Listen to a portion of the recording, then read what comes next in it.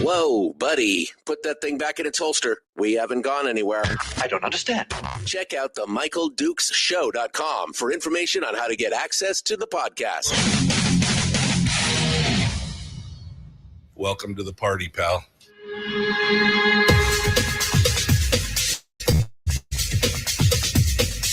The Michael Dukes Show. The greed and the entitlement is astounding to me. What more could you want from a low-budget radio program? This is a dumpster fire. That was just BS. It is time to get a new perspective. We know just what you need, and we've got just the cure. Open wide and prepare for a steaming hot cup of freedom. I just don't fathom it. The Michael Dukes Show, streaming live across the world. Yep. Live around the world on the internet at MichaelDukesShow.com and across the great state of Alaska on this, your favorite radio station and or FM translator. Hello, my friends. It's Thursday. And how you doing today? You ready to go? You ready to rock and roll? I mean, the sun's out, guns out, right? I mean, but are you ready to face it? I'll be honest. This morning, I was definitely not ready to face the world. I'll be the first to admit that to you. Was not ready to face the world, but here we are. We still did it. We got it here. Congratulate yourself. You made it to the 6 o'clock club. That, of course, is what we call when the crew of you all come out here super early to listen to me yammer on about whatever I'm going to yammer on about. And it's just kind of a badge of honor for making it up out of bed and taking that extra Advil and saying, I'm ready to face the day. So are you ready to face the day? Oh, man. All right. Well, we've got a good show here lined up for you today. I mean, I think I am biased, but I still believe it's true. We're going to be talking here this morning about some of the headlines that are around the state. And man, I've got some commentary, which is probably not going to surprise any of you on some of these actions. We're going to get to that here in just a minute. But in hour two, we're going to be talking with Kenai resident David Yragui, who's a local businessman and property owner. And he's got a tale that it's very interesting. It's very compelling. And It's it's long and convoluted, but we're going to try and make our way through it here in hour 2 to talk about some of the inaction and I guess it's a tale almost of how government bureaucracy can stand in the way of people trying to take care of themselves, self-determination a little bit. And it's kind of a modern day cautionary tale on some of these things. But we're going to go over all that with David in hour 2. He's going to be joining us to discuss that. And I don't think you're going to want to miss that. So even if you have to go to work or whatever, make sure that you sign up for the podcast wherever you find podcasts. The easiest one for me is always Spotify, but wherever you find podcasts,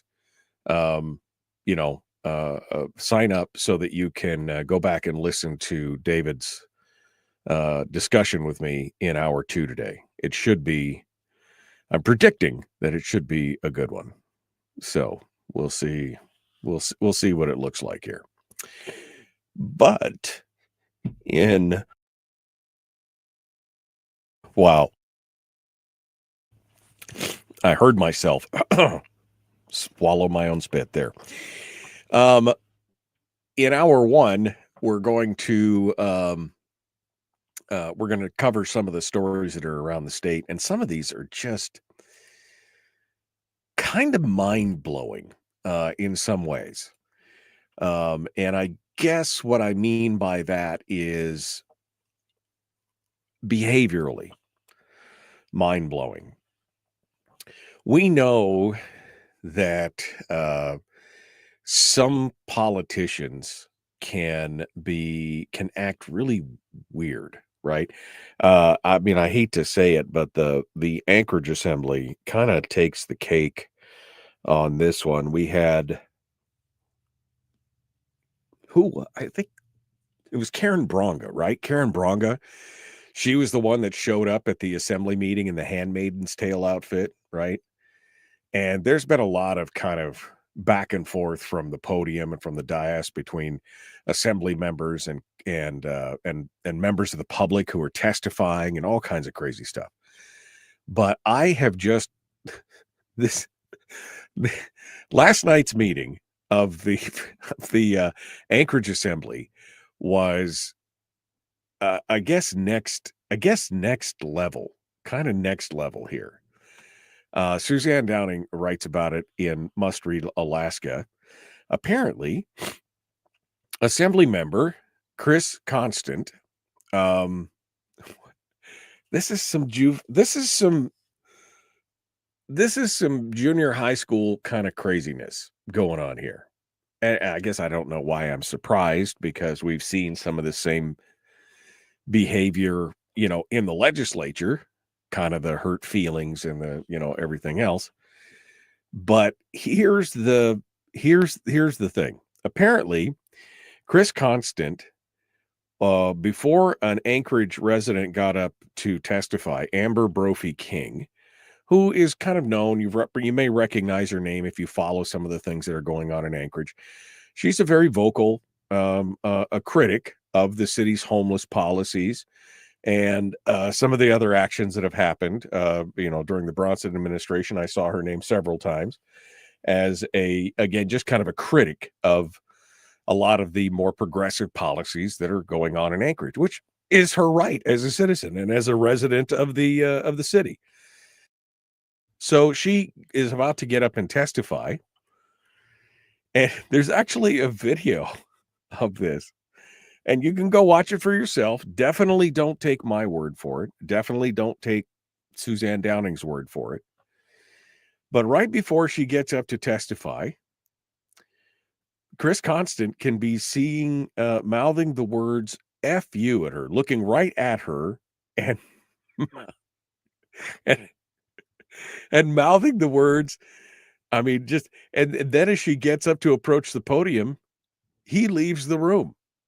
He's on the assembly and he just gets up and leaves the room. Now, I served on a borough assembly And so I always fall back to that. People are like, why do you care? I'm just trying to give you some perspective. When I served on a borough assembly, I can remember just maybe once or twice where a member had to get up during public testimony to, go use the bathroom or go do something. I mean, it was very rare that we would, that would happen. And, so he starts off with the whole, daggers in the eyes, and then the epitaph, and then he gets up and leaves.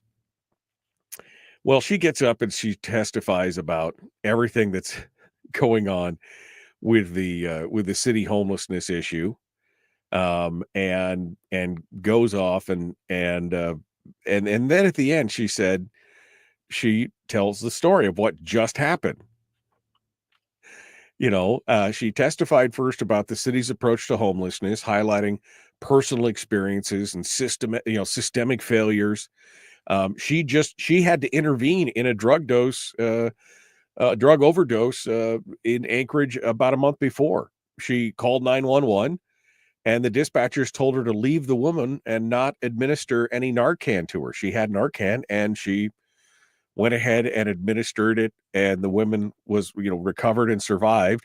She said the ambulance never came. She also referenced a break-in in her home that took the Anchorage police 3 hours to respond to. 3 hours to respond to a break-in in her home. Citing as those are as examples of how the city is falling down, basically, in their job to do those things.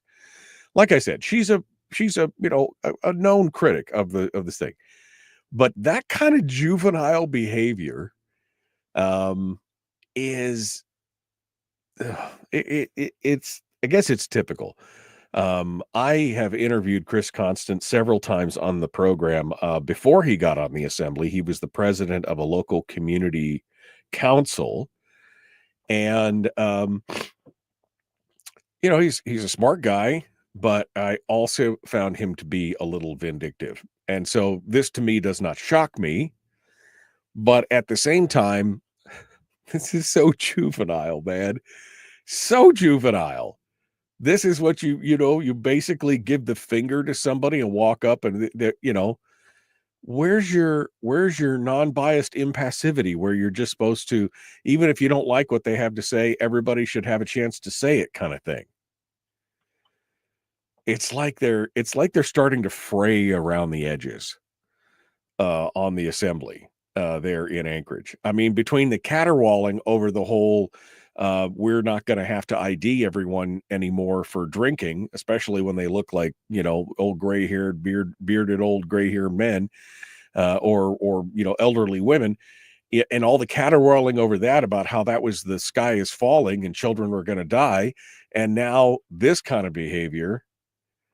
What is going on? What is going on? There was no response to this, by the way, from the assembly when she called him out for it at the end of her testimony. But it's just, again, what is this? Junior high school? I mean, does that even get into the junior high? I mean, I don't even know. But it is, it's disheartening. I mean, it's at one point I started to chuckle thinking maybe it's funny, but the more I think about it, the sadder I get. I mean, aren't these, shouldn't we be able to at least look at these people to be professionals and, even if we disagree with them? I don't understand it. What else we got here? We're down to the last couple minutes here. There was another story that I wanted to get to. The governor has now vetoed everything, but we do have 4 new bills that have become law. One from, in fact, it was the first bill that the House Republican minority was actually able to put into law this year, because they couldn't possibly let the minority have a win at all. No wins for the minority. They get like one bill. And that bill was a bill to expand the exemptions for people who are absent from the state to receive the permanent fund. Now, I feel like that the majority must be like, yeah, why not? It's the last year of the permanent fund. I mean, let them change whatever they want. It's not like it's going to be a win for them, right? I mean, come on. It's, next year there really won't be a permanent fund. So, go ahead, make them feel good about themselves. It'll be fine. It's kind of what I feel like, right? That they're like, yeah, it's okay. And just pat them on the back, make them feel like they're doing something. Because it won't matter. It won't matter. No more PFD anyway. Right? I don't know why they talk like that, but that's in my mind. That's the stuff that I hear. Jeremy Bynum, who was the sponsor of the bill, was pleased. Basically, it would expand the exemption, so people who were U.S. merchant Marines would still be eligible, because when they're out and they're deployed, they live in Alaska, but they're on a deployment for 15 weeks or whatever. That doesn't count against them. Also, college students who take holiday breaks away from Alaska will not have absences count. And then members of the federal government's NOAA and Public Health Service Commissioned Corps will not lose PFD eligibility when they're deployed out of state. So I guess does it really matter? Because good luck, man. It's not going to happen next year. Don't worry about it. And then there was three other bills that became law, two without her signature, one renewing some of the state's professional licensing boards, that's SB 80, and then the state parole board, SB 137. Those became law without his signature, according to James Brooks over there at the Alaska Beacon. And then he also signed SB 152, which renames the airport in Ruby after Harold Ismalka. But that's it. That's the one. They go ahead and make them feel good. It'll be fine. It's great. I mean, I'm so glad we got all this work done for these four bills that were all the one bill that they said it's the first bill from the House Republicans Minority Caucus to become law this year. Oh, talk about an exercise in frustration. All right, we're going to continue on here in just a moment. Don't go anywhere. We're also going to talk about Kevin McCabe. He finally, maybe my caterwauling about this finally got to him. He wrote an article about what I've been bitching about for the last few weeks, which is, who's going to point out that the Constitution says that 1/3 of our state spending must be put on capital projects? And nobody has made a fuss about it publicly, I guess, except me. Well, Kevin McCabe actually wrote about it. Good for him. And that's a good piece. We'll talk a little bit about that. Plus, on the Kenai, Jesse Bjorkman may have some splaining to do. We'll be back. The Michael Duke Show, Common Sense Radio.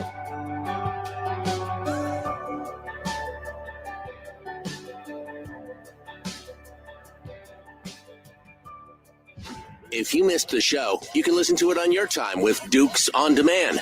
Oh, and it's free. Like America used to be. Streaming live every weekday morning on Facebook Live and MichaelDukesShow.com. No. Okay. Good morning. Good morning. Let's see what's going on.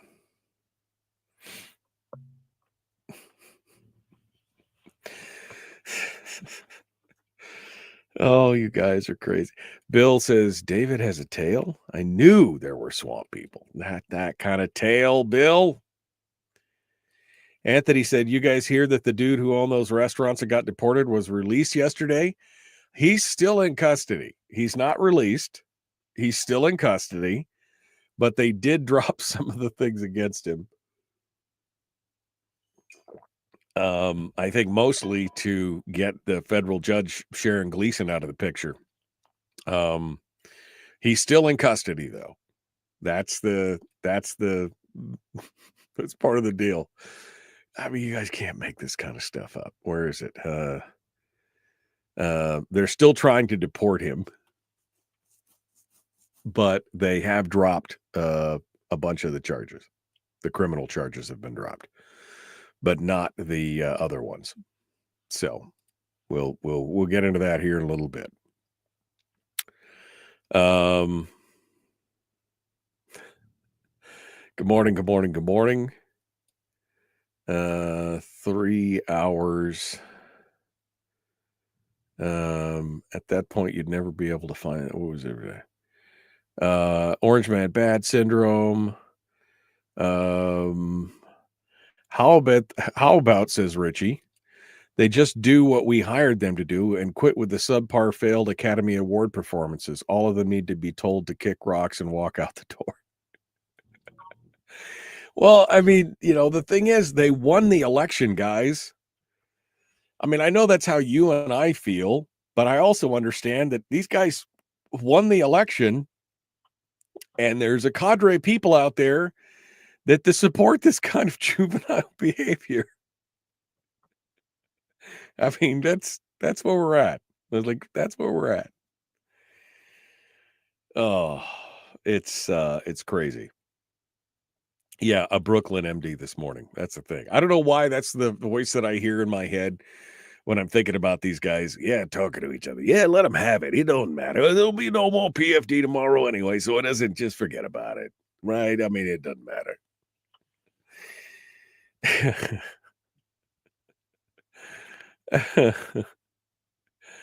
Oh man.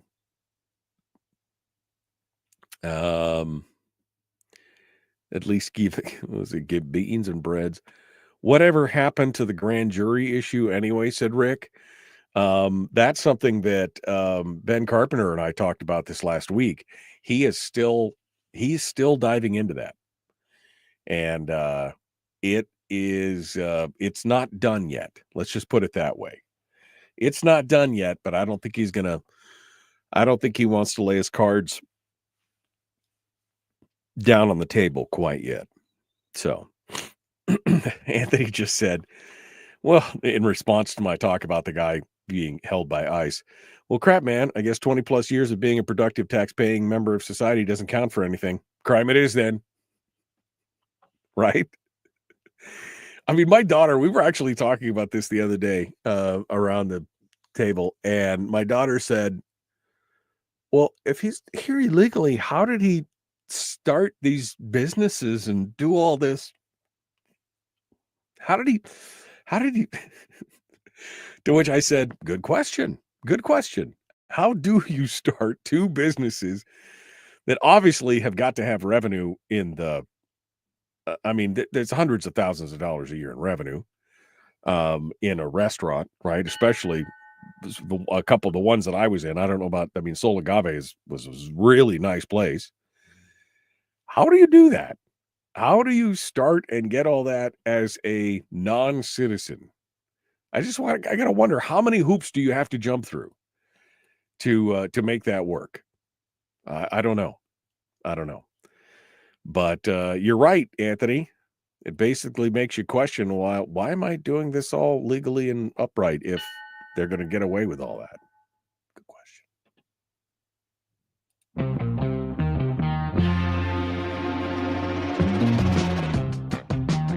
The Michael Duke Show. Seriously humorous with a pinch of intellect. Sorry. That is humorous. Here's Michael Dukes. Jesse, you got some splaining to do. That's right. I had to laugh this morning when I saw this.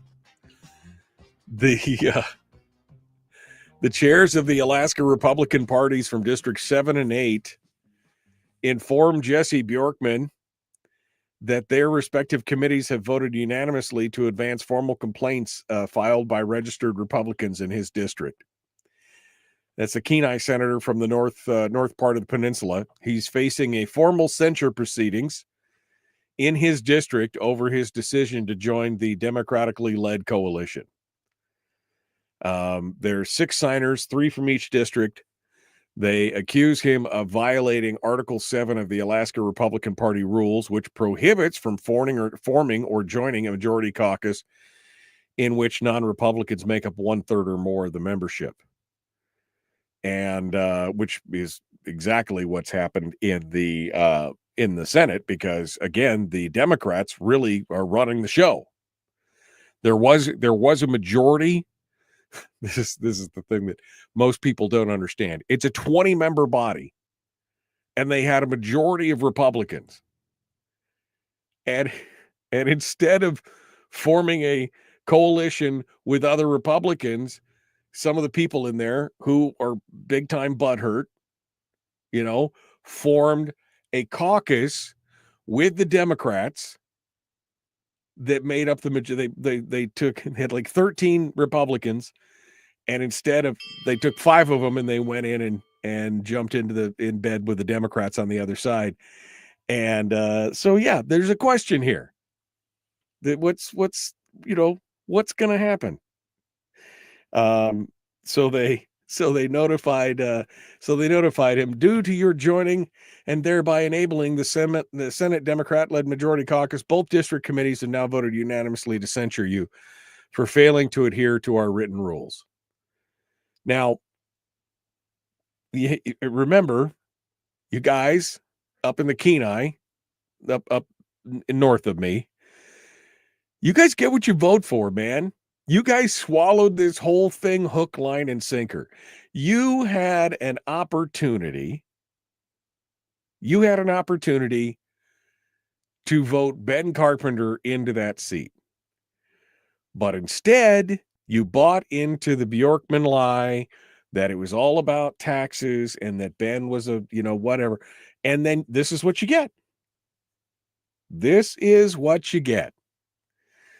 Now, the documents are basically that were sent to him, basically said that there's a formal disciplinary process and they're providing him with 15 days notice to respond and appear before the committees and et cetera, et cetera. They will, but again, what is censure going to do? But what is censure going? His current term ends in 2029. So we're 2020. What is going to happen? 2029. So what good is censuring going to do to him? Nothing. I mean, I applaud them for attempting it, but there is no real ramifications for this. You know what would fix a lot of this? If they just wouldn't elect these people in the first place. That would fix a lot of these problems. But they're not the only other ones who have done this. I mean, Kelly Merrick, Gary Stevens, Bert Stedman, Kathy Giesel. On the House side, you've got Chuck Kopp and Louise Stutz. And I mean, this happens all the time. Where are the party members there? Telling them, you guys are breaking all the rules. We're supposed to be a team. And you go join the other team when you get the chance. And yeah, I mean, it's pretty crazy. I don't think that Jesse is quaking in his boots. I don't think that he's too worried about it. He's got another 4 years to make his way and make his mark on what's going on. And then he may or may not decide to run again. But he's fine for right now. Moving in on it. All right. You can't make this stuff up, pet people. You just can't make this stuff up. Today is the day that I agree with Peter Machicki. I wasn't sure if this day would come. I mean, I'm joking a little bit. He and I see eye to eye on a lot of stuff, but there's quite a few things over the years that we haven't seen eye to eye on. But I have to admit that today is the day that once again I find myself in agreement with Kenai Borough Mayor Peter Machicki, former state senator Peter Machicki. The Peninsula Clarion, Jacob Dye over there has got an article talking about the borough has now decided to provide maximum funding for the school district.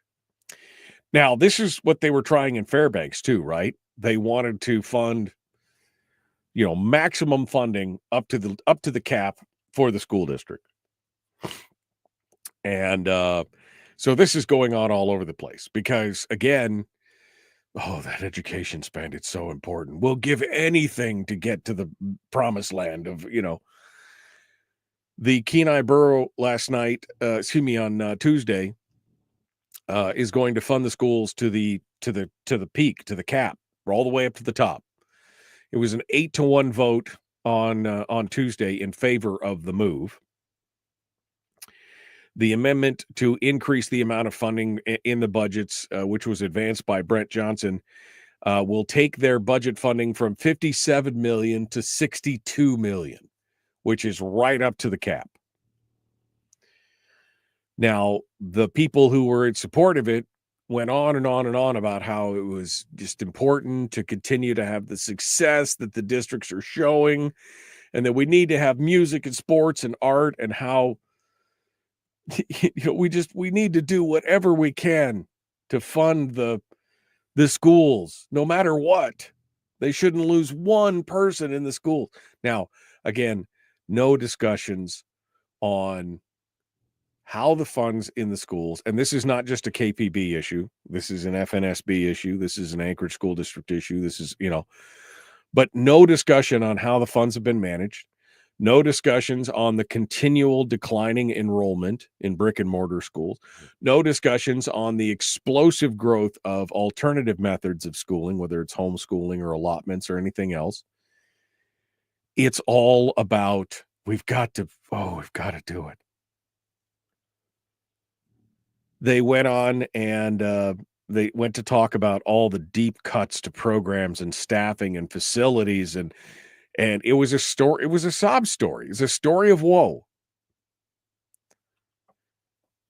So they go through, and one member voted against it because he wouldn't support more funding to the Kenai Peninsula School District because he was unconvinced that the increase would save anything. It was Ryan Tunseth, and he said that this is a thing from the state. He said this is a failure of the state to provide adequate funding.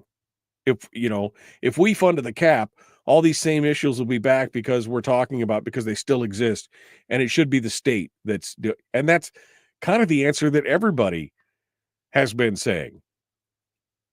The state's not doing their job.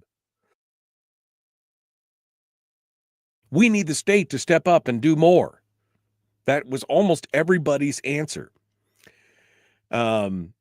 Anyway, they got all the way down to the mayor, and the mayor, Peter Machicki, he was opposed to it. He said repeatedly that the borough cannot afford to fund the education to the maximum allowable amount over a long period of time, and that the KPB provides a greater contribution to its schools than other comparable boroughs in the state. And he's right. They have one of the highest contribution rates of anywhere in the state.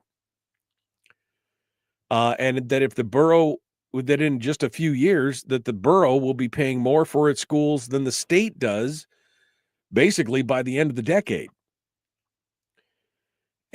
And then he says, this is where he lost me, because I'm with him up until that point. He repeated that the pressure and the onus needs to be on the state to fund education adequately. But, and he catches me back again to agree with him, that the KPBSD needs to consolidate its operations and meet the challenge of declining student populations. I mean, this is what we've been talking about the whole time. Where are you guys? You guys have got to learn to live within the budget, and knowing that the budget is going to continue to get smaller because you have a declining enrollment population, and your budget is based on a per student funding model. So you have to acknowledge that your budget is going to continue to contract and shrink.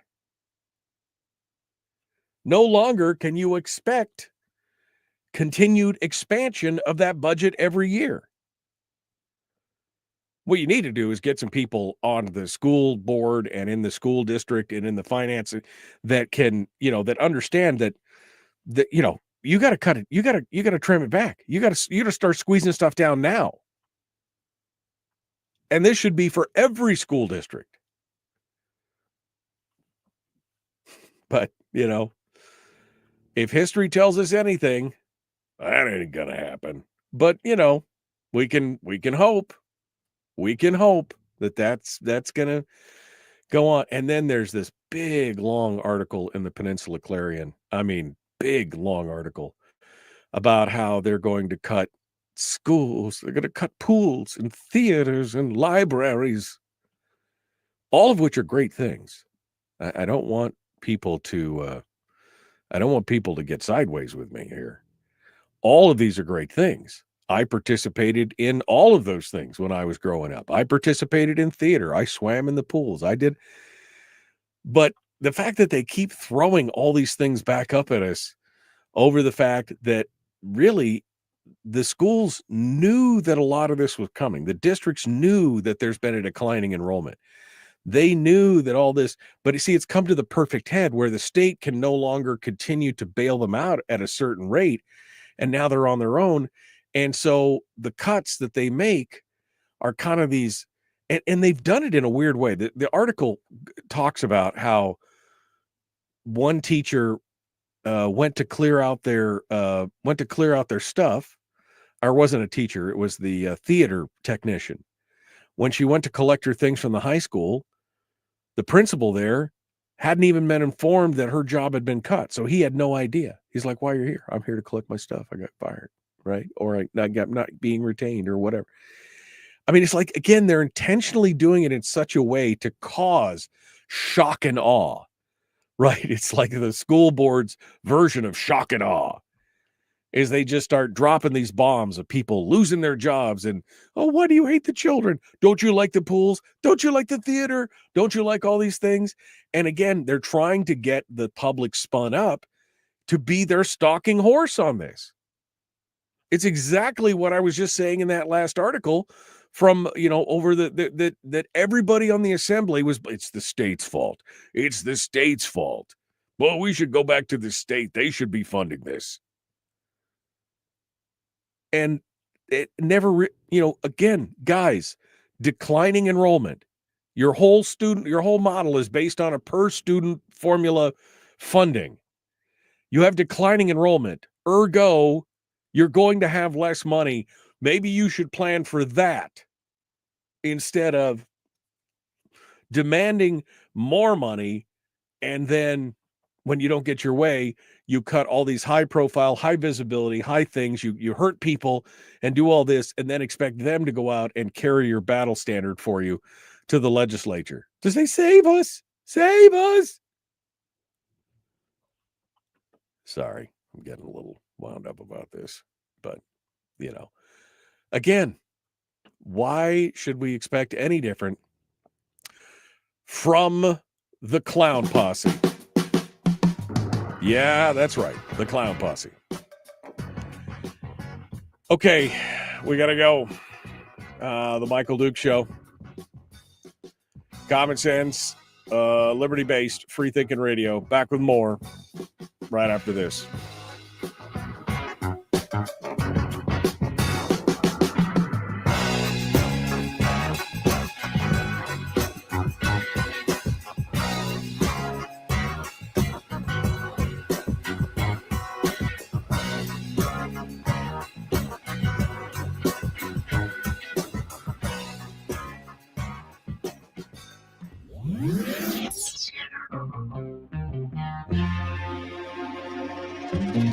Listened to by more staffers in Juneau than any other show because their bosses told them to. And after what they just heard, oh man, they're going to be pissed. You're a bad, bad man. The Michael Duke Show.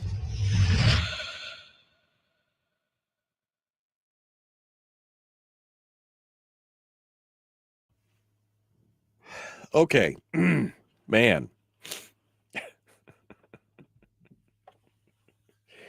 think I'm going to go back to bed. Just think when this is over, I think I'm going back to bed. Oh. Not me, said Richie. I voted for Ben. Yeah. Yeah. Well, somebody bought into his narrative. Well, that, and I guess I can't always blame the Republicans for that because he is a school district and a union leader and everything else. So he probably had a whole bunch of people who voted for him that weren't normally ours on the ticket. So he's taking a page out of Murkowski's book, calls himself an R, and then does what he needs to do.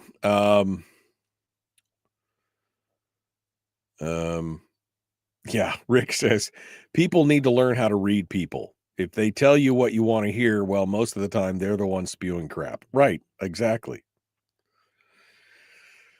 Terry just said, I hadn't heard about this. I'm not privy, nor do I really pay attention to all the intricacies or inner workings of the Republican Party. She says the Republican Party has changed their rules and they have some teeth to them now. There will be consequences. Well, tell me more. Tell me more. Yeah, Kim Nelson just said more. Oh no, that's right. I'm sorry, wrong one. Let me do that. Let me do that again. More. Oh. More. I found the button. More. Sorry. Sometimes I've just gotta entertain myself. All right. That's how it works. I gotta entertain myself. Jeffrey says, when all but a few are left, do you think Alaska will be one big park, or will they slice it up into smaller units? Make jobs for more administrative positions. Oh, what do you think, Jeffrey? Oh, I don't think it'll be one big park. They'll have to have a lot of people here to administer this place. A lot of people. Yeah. Mm-hmm. Yeah. Rep Kevin McCabe, who we're going to talk about here in the next segment, said school districts. I'm so sorry, guys. Normally I could cover up a yawn, but I'm having a hard time this morning. School districts have become big business dealing in the community, the commodity of our children. If there are not enough children to garner the funding needed to pay teachers, then we need to increase the value to the district of each child. That's pretty much it.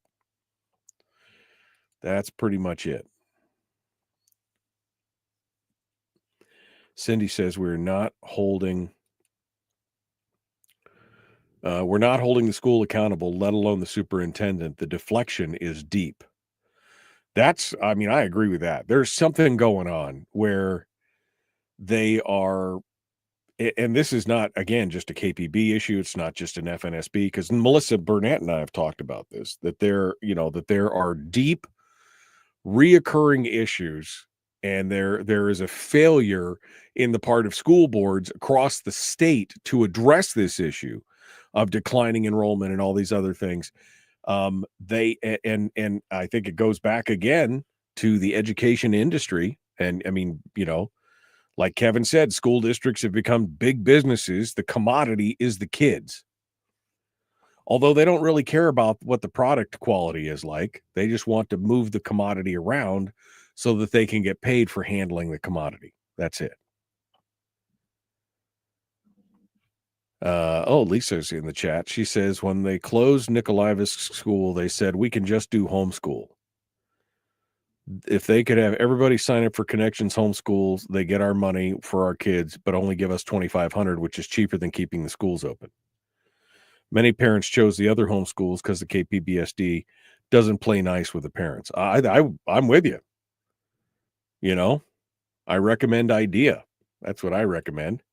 There are several other good programs, but IDEA is the one that I'm most familiar with. I don't know if they have an IDEA on the peninsula, quite honestly. I didn't look because I didn't need to. All my kids are graduating. Okay. Guys. Need some coffee this morning. You guys ready to go? Terry says she's gonna make sure she's factual on the new teeth and the GOP thing and get back to me. Okay. I can't wait, Terry. I can't wait. All right.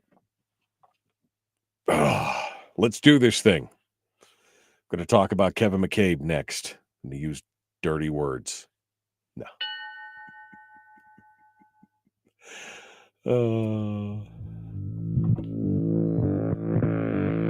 Public enema number one. Oh, wait, sorry. Enemy. Public enemy number one, which makes more sense. On the other hand, he's a little bit of a pain in the Michael Duke show. I've been accused of many things. That one is true. All right, welcome back to the program. Hour 2 is dead ahead here. We got this one final segment, and then we're going to be joined by David Yragui from the Kenai Peninsula area. And I'm trying to be very cognizant of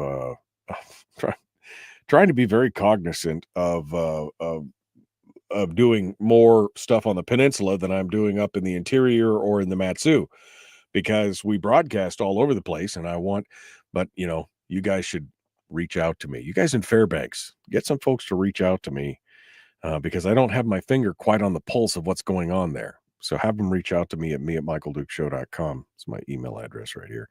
And you can do it.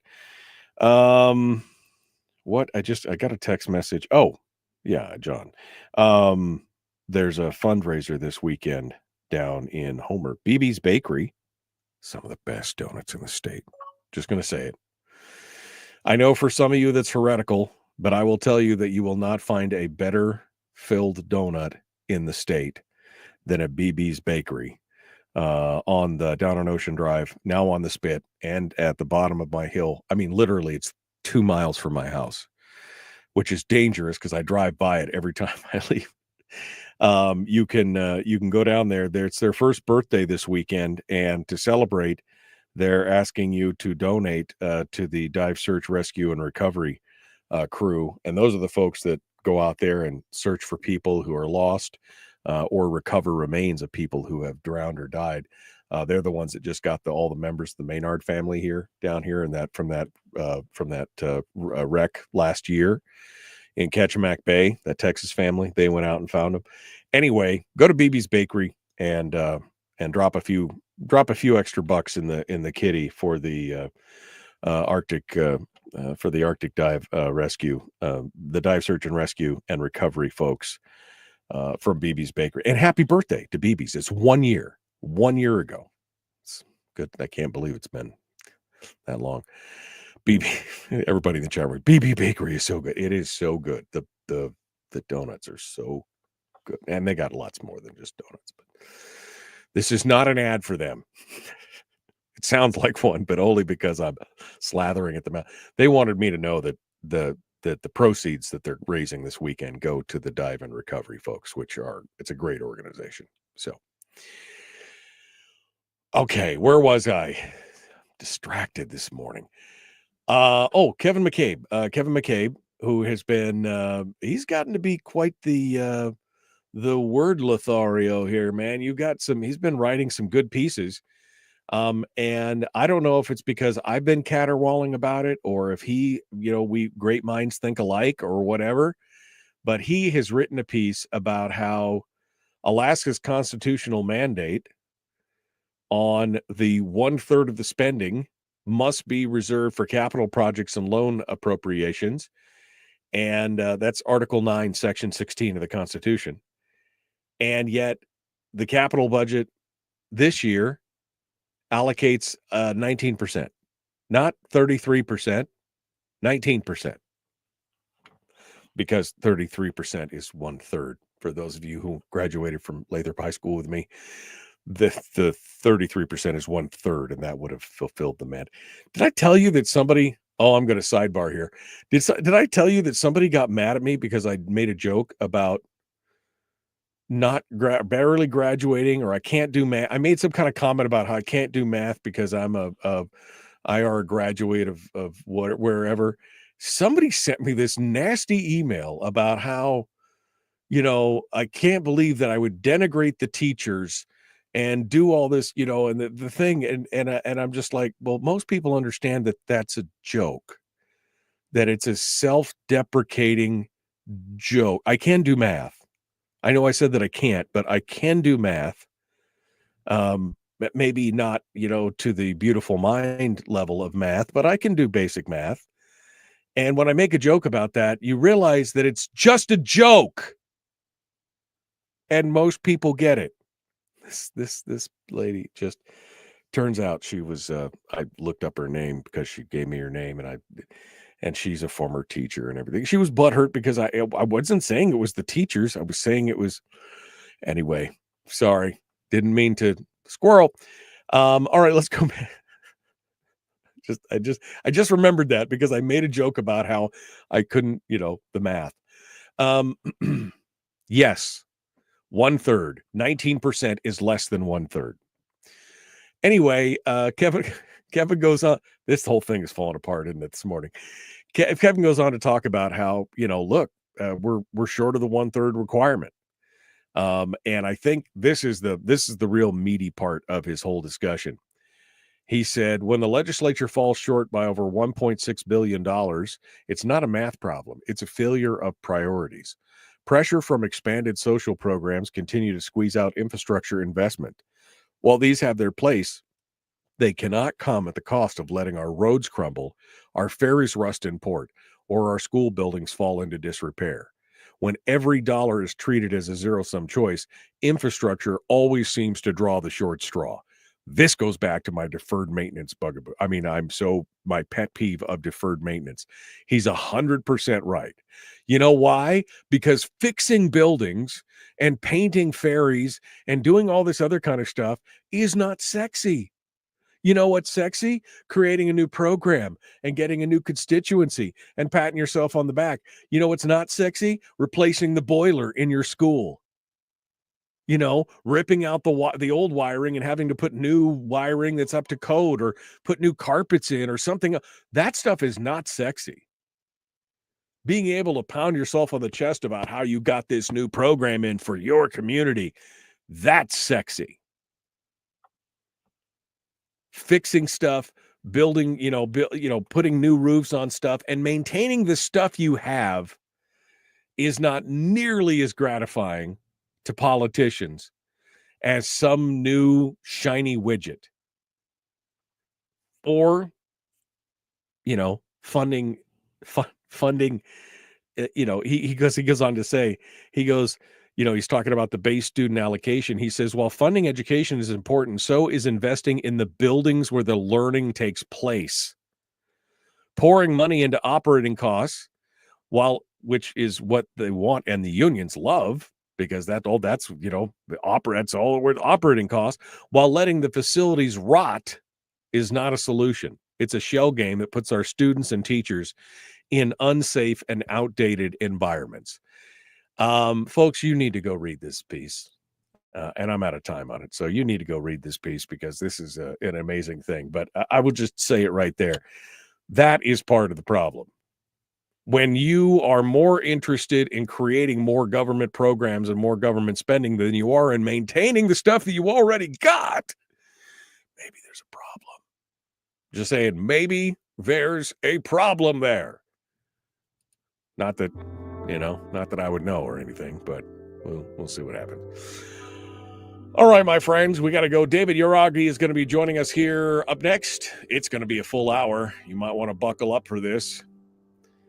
And we're going to continue the Michael Duke Show. Common sense, liberty-based, free thinking radio. If you got to go, be kind, love one another, live well. Don't forget to hit the podcast so you can hear this later.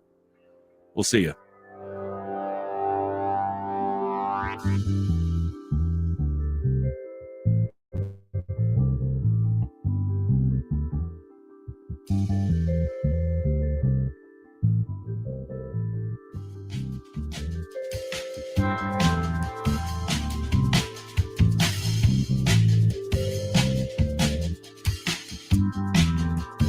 Okay. I think we're about ready to go. I see that David is down in the green room eating all of my virtual donuts and drinking my virtual coffee. I don't know what that's all about, man. Save one for me, man. Don't eat them all. We're going to get to him here in just a hot second. But I do want to get caught up before we go too far along to get caught up in the chat room to see what else is, see what's happening. Lisa, who just went through this in Nikolaevsk, said, they don't take care of our buildings. I'm disappointed in that. Yeah, no, I mean, that's exactly it. What was, what's going on?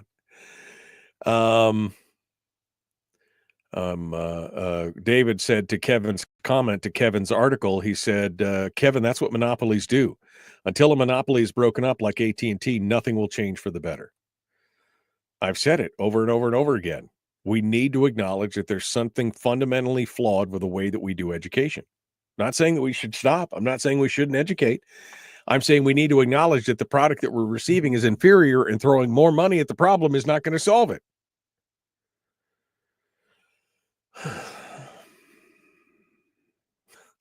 Tracer said, many of us older folks are mourning the national death of the sense of humor. I mean, it was, I was reading this piece from this lady who sent me this email because I made some kind of self-deprecating. I mean, I'm a huge fan of self-deprecating humor. What was the, I'm trying to remember where this gal, because this gal reached out to me through the contact. What would she say?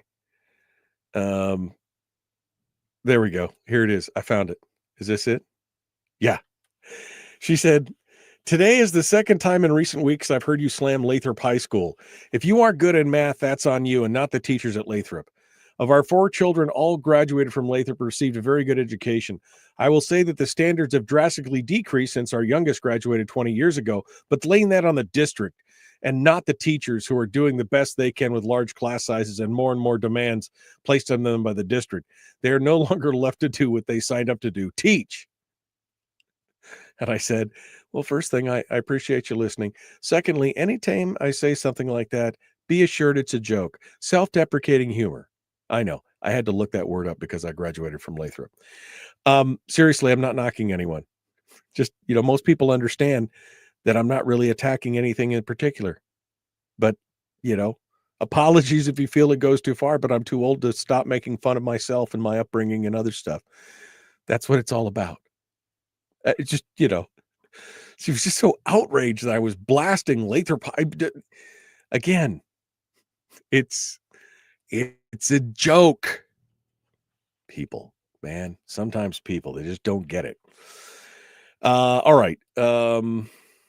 What else we got here? I think I'm about all caught up in the chat room. Melissa said, I can't math. Thanks, Michigan Public Schools. Yeah, no coffee this morning. I know, I'm definitely feeling the no coffee this morning. Okay, I'm all caught up. All right, you guys talk amongst yourselves here. I'm going to, we're going to pull this together here and get David onto the program. So let's pull all this together, and we will click that, and then we will add Dave up here, and we'll say good morning, David. How are you? Good morning, Michael. I'm good. You all ready to dive into this hot mess this morning? Sure. We'll give it a go.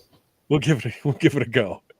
David's ready. He's got a full list of stuff, and I mean, this is going to be hit the ground running. You guys might want to take some notes on this, or bookmark this for your podcast later on, because you're going to probably want to listen to this over again. There's going to be a lot of good information here this morning that's going to be laid out with some history about what's happening here in the Kenai Peninsula Borough.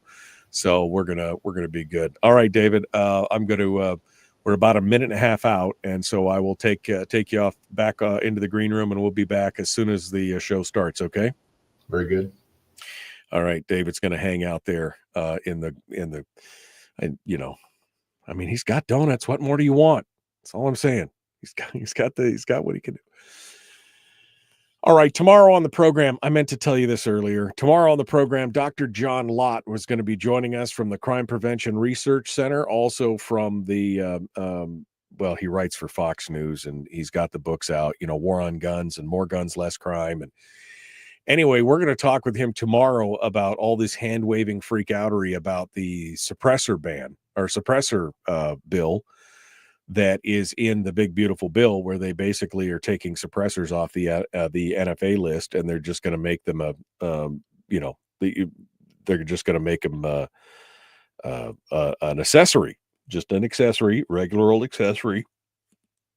Still got to pass a background check, still got to do all that other stuff.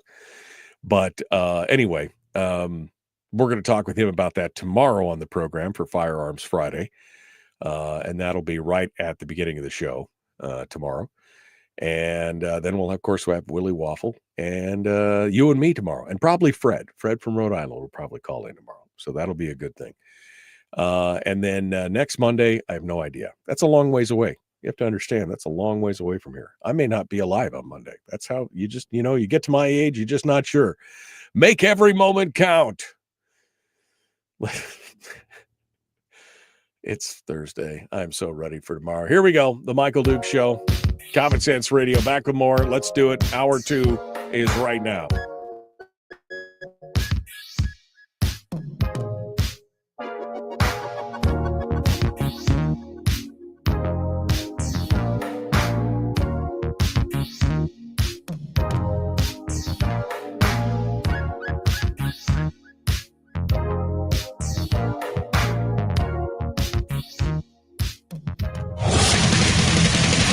Whoa, buddy. Put that thing back in its holster. We haven't gone anywhere. I don't understand. Check out the MichaelDukesShow.com for information on how to get access to the podcast. Welcome to the party, pal.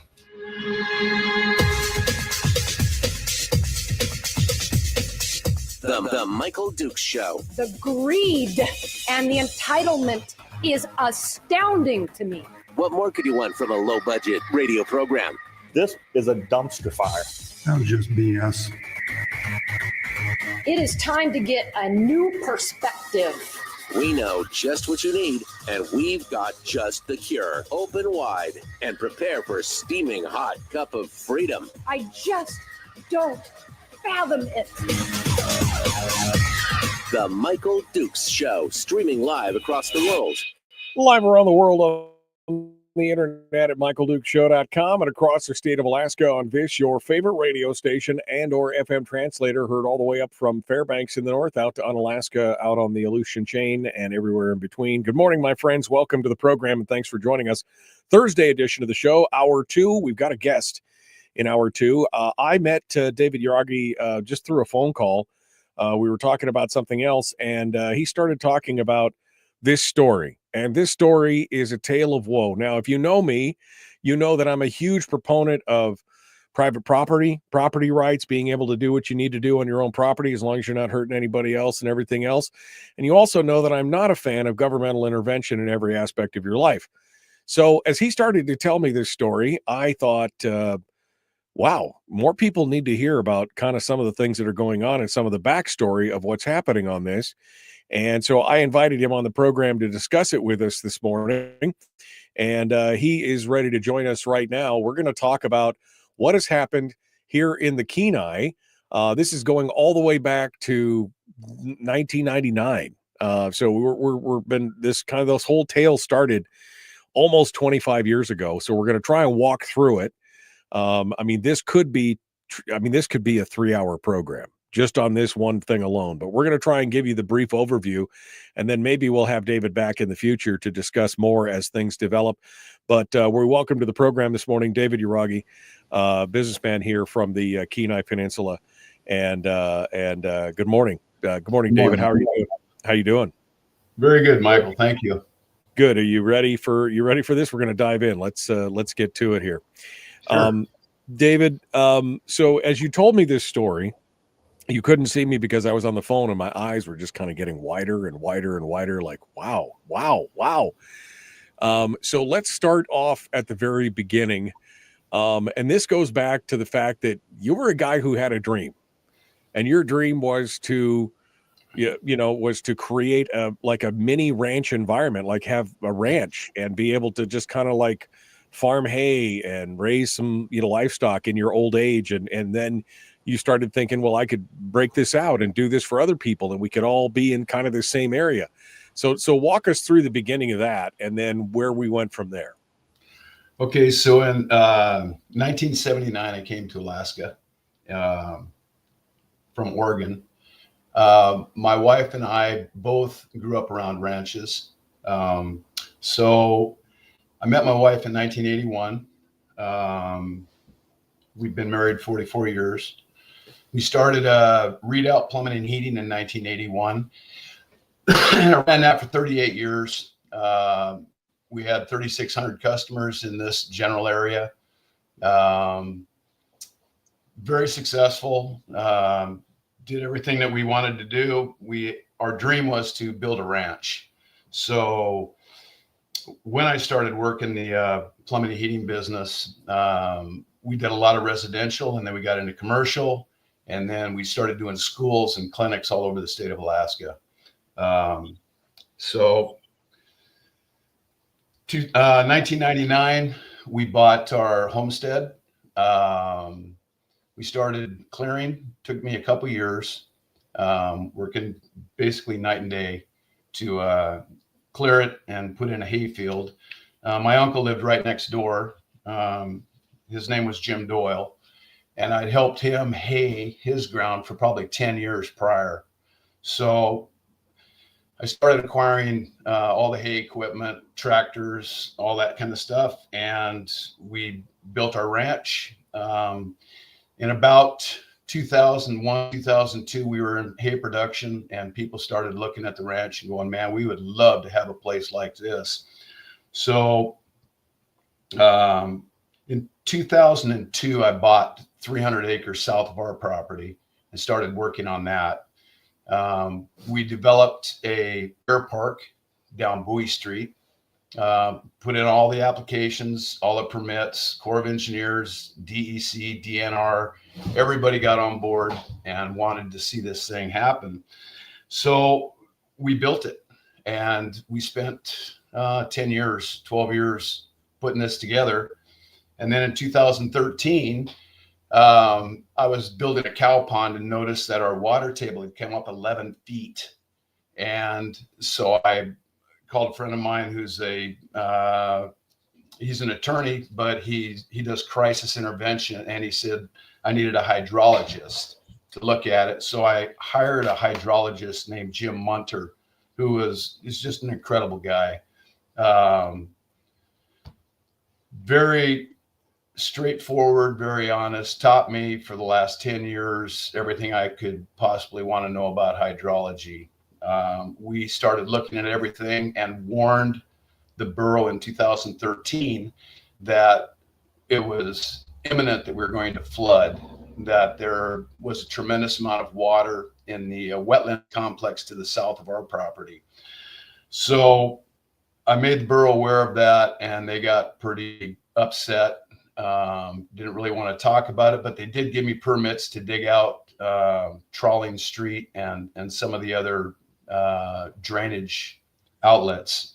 Right. And before you get too far into that part of it, because by this time you had started to, again, you created this kind of mini complex of smaller parcels that were like mini ranches, right? And as you built that out, you were building the roads, and you were building the proper drainage and ditches and all this other kind of stuff, and putting all this together. When you put this in, right, that's how you noticed that the water level was coming up.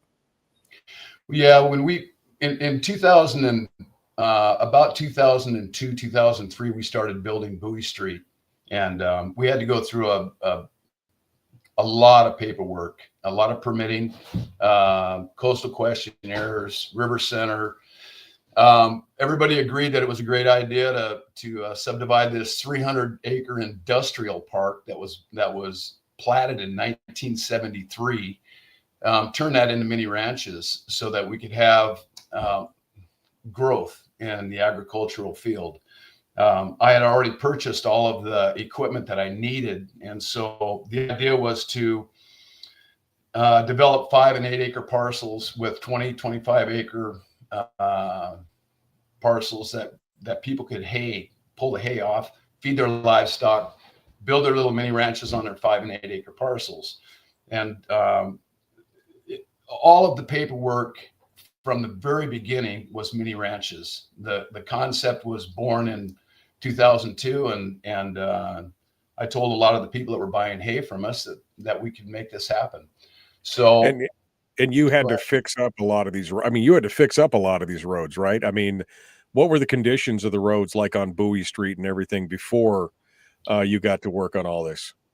Well, when I first built or started to get the Bowie Street engineered, the first 1,700 feet of Bowie Street was pretty dilapidated, no drainage.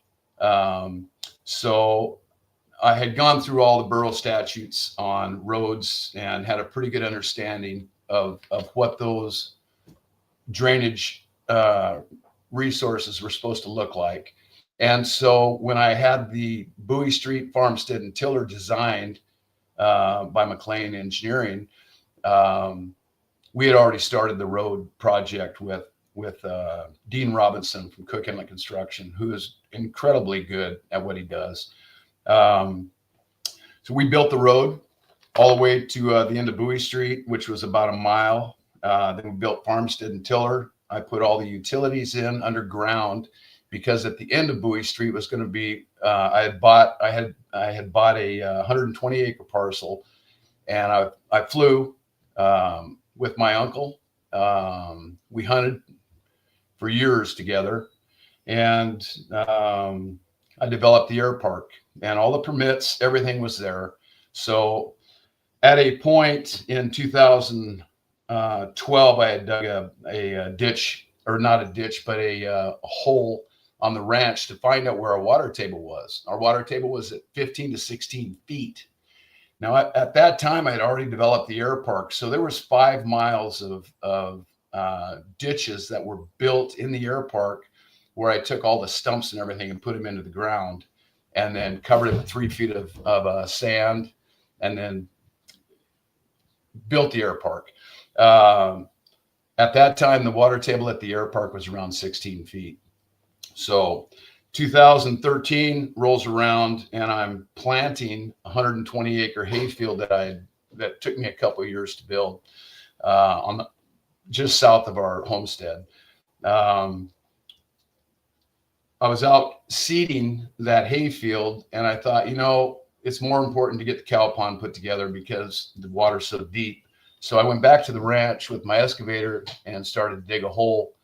Now, in 2012, I had put together a culvert, 42-inch culvert, 20 feet long, and I got all the pumps, floats, pit liner, everything to build a cow pond. So I started digging and hit water at 6 feet and thought, something's definitely wrong here. The water table had come up like 9 feet, 10 feet in a matter of 6 months. So it's when I hired the hydrologist. We started investigating. We found out that the drainage that goes to the beaver ponds on K Beach Road was plugged. Took me 5.5 hours to walk about a mile up through it. It was just incredibly plugged up. We started with the hydrologist. I started investigating all of the drainages. We went down through Hillcorp's property or Ceres property that Hillcorp leases. Went down the Hillcorp's road, which is south of all of our property. And Jim noticed sheet flow coming across the road, and which indicated that the wetlands complex was completely saturated. So I started doing a bunch of research on cause and effect, what's going on. My background's mechanical, and I taught plumbing and heating for 30 years, had the apprenticeship program. The first lesson was cross-contamination. You want to stay away from septic and domestic water being contaminated. Right. Domestic water from being contaminated by septic. So I did an investigation on how many properties were flooded. There was in excess of 400 properties people's crawl spaces were filling up. They didn't know it. Their septics were overflowing. Their wells are contaminated. Anyway, I made a record of everything. I kept a lot of documents, thousands and thousands. So at this point, you notify the community, you notify the borough, you do both, right? Yep. I rented the sports center on the advice of my hydrologist. We had probably 150 people at the first meeting, and I pulled out my charts, my maps, LiDAR mapping, all of the information that I'd garnered from Jim, the hydrologist, and brought it out to the public's attention. And at that time, our current mayor was there, said that he would absolutely help us figure out what was going on so we could get a solution to the problem. So for the next 2 years, we started the KB High Water Task Force. We had a lot of local support. A lot of people that had been hurt by the flooding came in. Everybody had put their ideas together about drainage. We identified cleaning out the drainage to the beaver ponds back in 2013. We had made different proposals, hired engineers. I had all of the survey work done. It looked to me like we had a solution in 2013, 2014, but the borough and the government shut it down, everything. DNR got involved, told me that I could not impound water and I could not discharge water. And that's during 2013 when I had 8 inches of water on our hayfield and it was flooding our home. So at that point in 2013, I dug a 1.5 miles of ditch around our property. I also dug out Trawling Street, worked about 2.5 months, 18, 20 hours a day on the excavator, trying to keep people from flooding.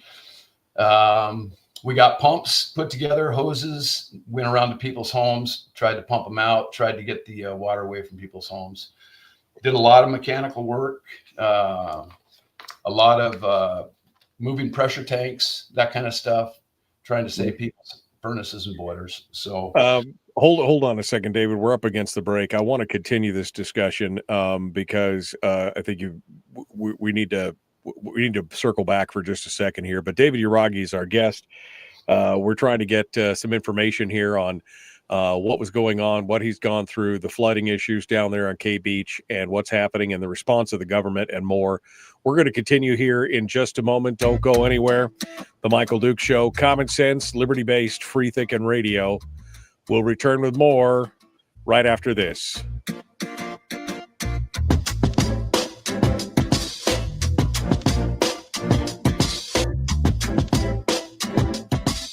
Mike, you let me know if I get off back here.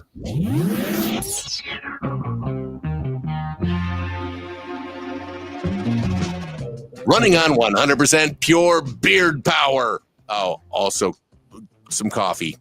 We dip our beard in coffee. Nice beard. The Michael Duke Show.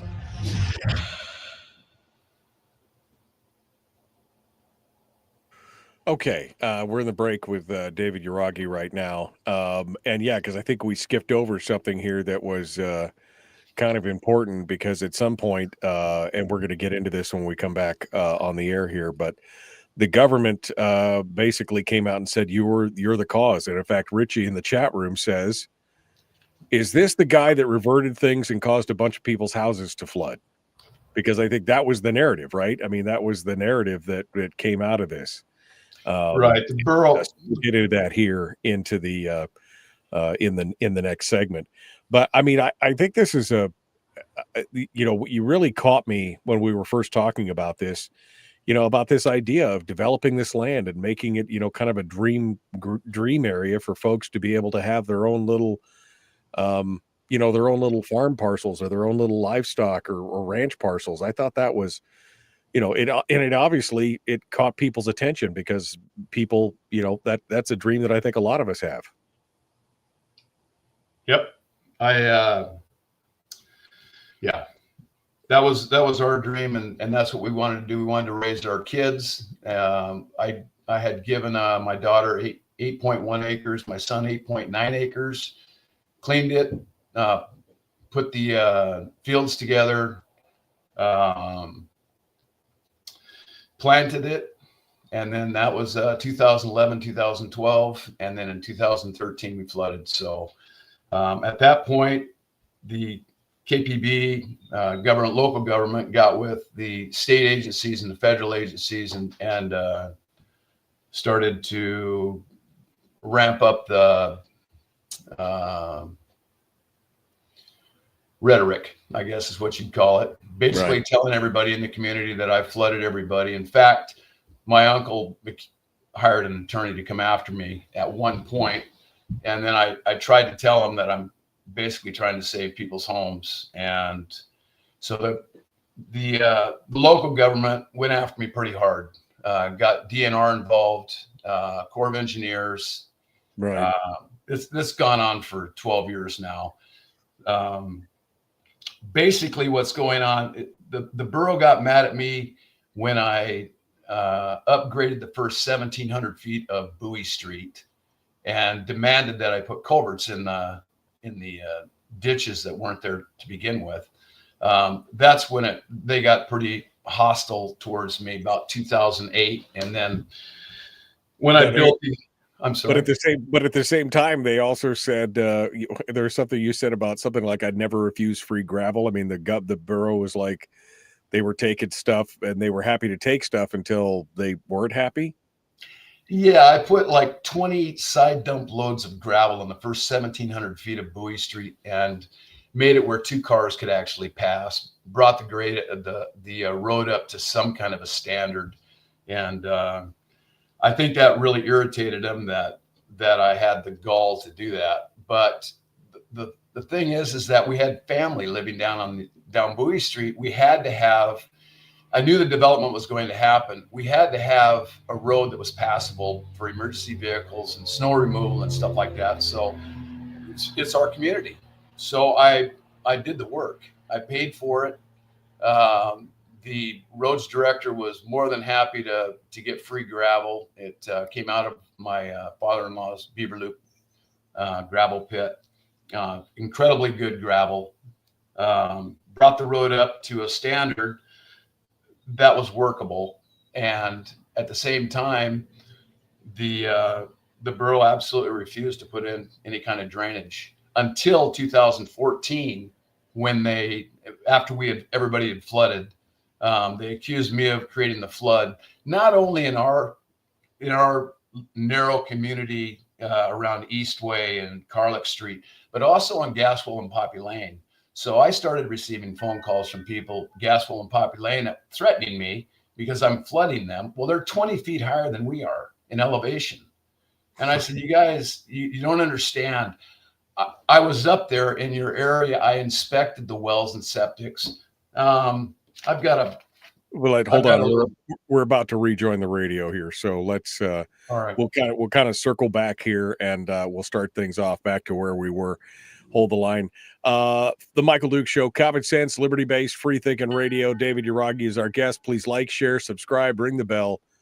Here we go. So, Michael, in 2013, public enema number one. Oh, wait, sorry. Public enemy number one, which makes more sense.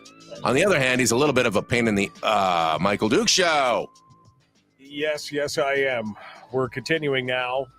David Yragui is our guest, and we're about to reach the pariah part of the story here, where David gets accused by the borough of causing a lot of the problems when he was literally out there, from what he says, trying to fix some of the issues that were going on. Somebody in the chat room just said we had an abnormal amount of rainfall in 2012 and then record snowfall in the winter of 2013, probably contributing to all this. But at some point, you had already notified the commission. You'd created these task forces to the high water task force and all these other kind of things.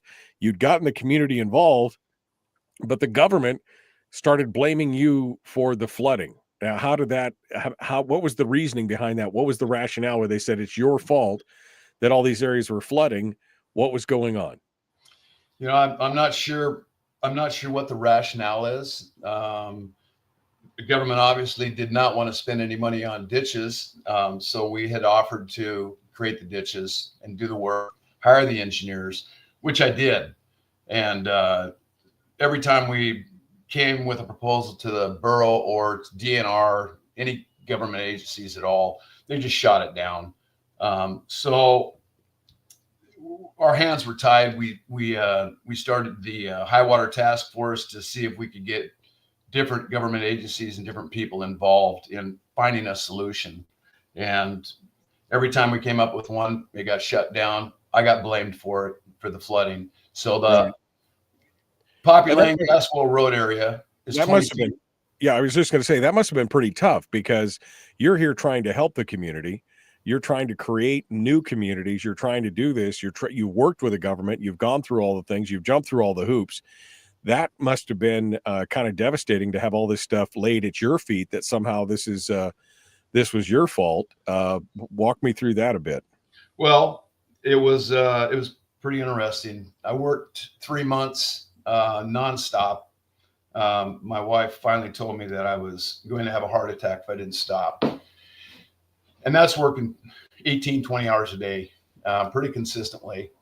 3 months, I quit the day before Thanksgiving in 2013, and told 2 weeks before that, I told my wife I'd stop digging and get the equipment put away for winter, and for her to leave, go down south. I flew 2 weeks later, the day before Thanksgiving, to Oregon, went to the coast with my family, extended family, and promptly got shingles.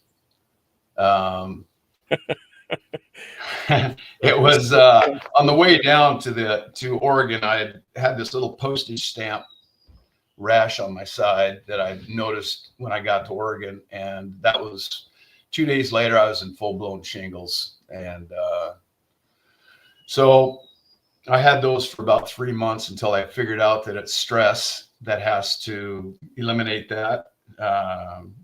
Did a lot of organic healing, and just kept working on ditches, kept working on the property, trying to get people to understand how devastating the flood was, and what actually happened was a real challenge. I rented the sports center, I think 2 more times, put on committee meetings or meetings for people to tell them what was going on. We had all the permits, everything from the Corps. Soon as it flooded, DNR came after us. Local government got all the government agencies pretty much after me. My uncle got an attorney after me, until I explained to the attorney that I had a hydrologist and I was trying to save our community. And then he backed off, but it pretty much ruined our relationship for 5 years. We had hunted and flown together for years. So that was devastating. That was incredibly hard. And then we couldn't hay our fields. The water had ruined all the fields. So in 2017, I went back with the tractors and tried to reestablish the fields. And our water table was still at about 3 feet. So it did not go down. So my thought process was that because water takes the path of least resistance, even underground, that maybe we had ground subsidence in the area. And so I started looking at. And what is ground subsidence, for those of us who don't know what that means? Well, ground subsidence is when for instance, in our area, there's a Sterling Pool 6 underneath our property, and it encompasses all of the places that flooded. And I've made maps of it and shown people, but bottom line is there's 6 reservoirs underneath our property, stacked one on top of the other. The closest reservoir is about 4,800 feet deep. If natural gas is pulled out of those reservoirs in a rather sudden fashion, it can cause ground subside. Anything can cause ground subsidence. But at this point, I'm thinking, okay, maybe something's going on with the reservoirs. Let's look at it. And just for the record, I'm very, very much pro oil and gas, and I'm not interested in blaming a entity for creating a problem. What I'm interested in is finding a solution to the problem. And the only way to make water move is to run it downhill. It's been like that for thousands and thousands of years. In the plumbing industry, we know how to move water. We know how to move waste. And so that was my intent. And it still is today. So bottom line is we couldn't hay our fields. We couldn't do anything. The water table is still high. We flooded in 2013, 14. I worked on the properties constantly since then for 12 years, trying to figure out ways to get the government to let us create the drainage that's needed. And basically, everybody flooded again in 2022.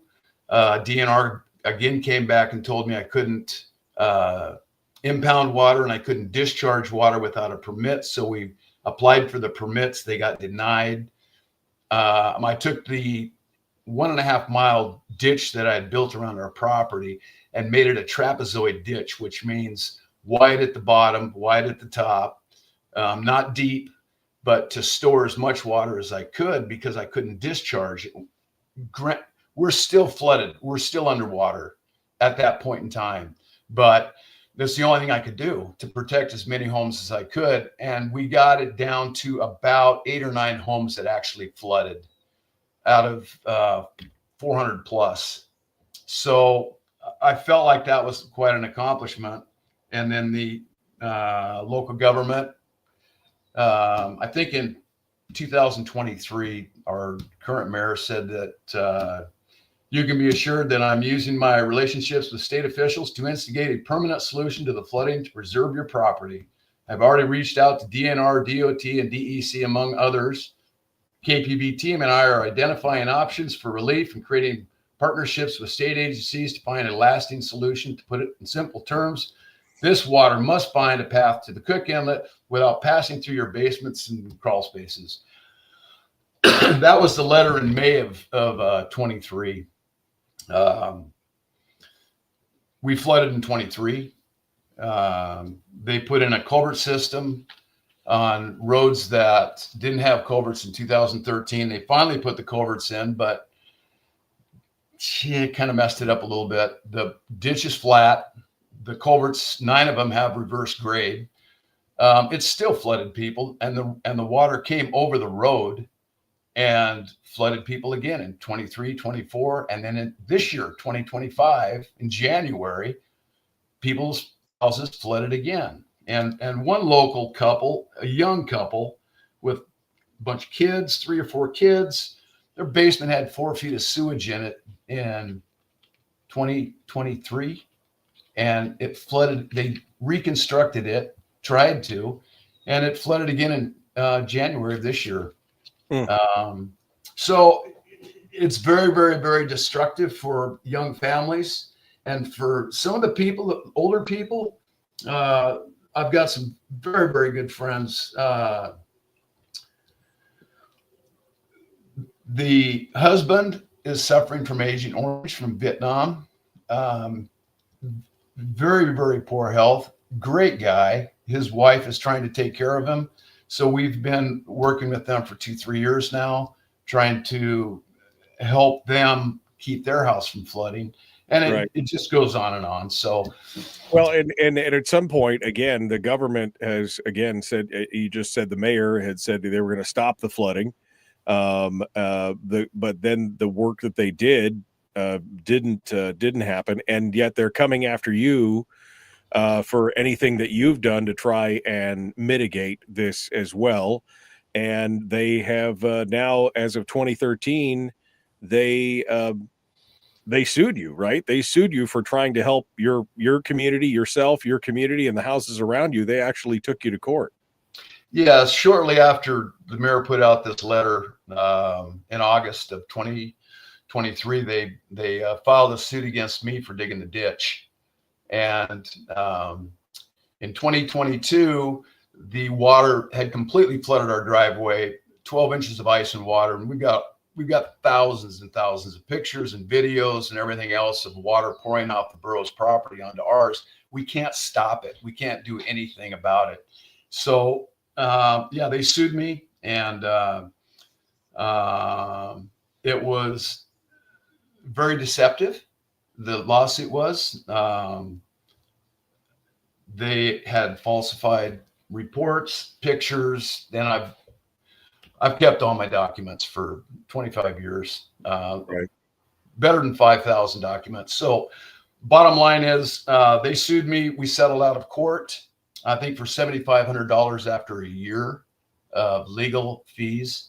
And I told my attorney, I said, I'm not interested in fighting them over things that are, it's ignorance, I guess is what I'd call it. It's not, right. It's beyond, And at some point you had to provide.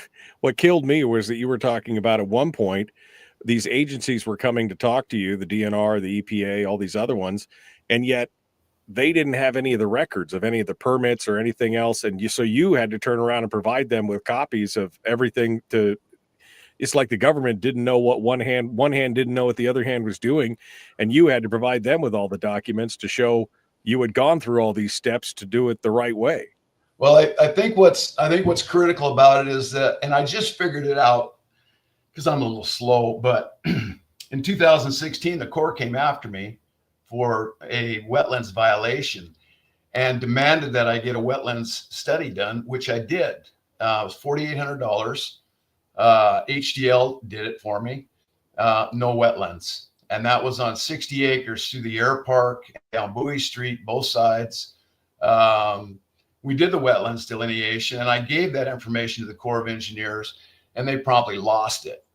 And in 2022, the Corps came after me again for wetlands violations. And I told them in a meeting that I had all the documents, all the permits, all the way up through everything that I had been doing.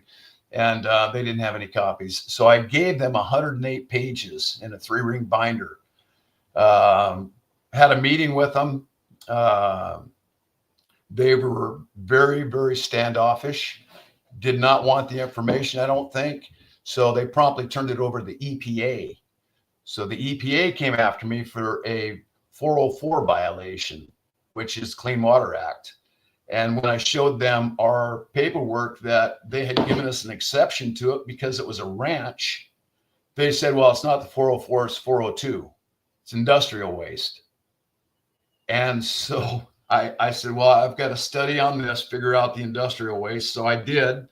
And bottom line is, if you put a ditch in and try to get the water off your property, you're going to be in violation of some federal statute. And what kind of industrial waste comes off of a hayfield? That's my question. Well, that's interesting, because the only industrial waste I can think of is caribou and moose waste. But yeah. It's just sad because what's happened is the local governments drug a bunch of federal and state people into this, and they don't understand the problem and they don't know how to fix it, and they're not capable of it because they don't have any background at all. Right. So I brought DNR down and had a meeting with them and asked their hydrologist with a PhD, how do you make water move? And he just couldn't answer it. It was, and I don't know if it was because at that point in time the borough was suing us, but they just wouldn't give me any answers at all. So all right, David, hold the line here for a second. We're up against the last break. We got one more segment with David Yragui. We're going to continue to talk about this. In the next segment, I just want to ask him, where do we go from here? because this is the big question. We've gone through all this stuff. He's trying to do the right thing. He's gotten all the governmental permissions, even though they apparently lose it sometimes and can't find it. But here we are, flooding again early this year. What's the real solution and what needs to be done in his mind? David Yragui, our guest, The Michael Duke Show. Common sense, liberty-based, free-thinking radio. We return with more right after this.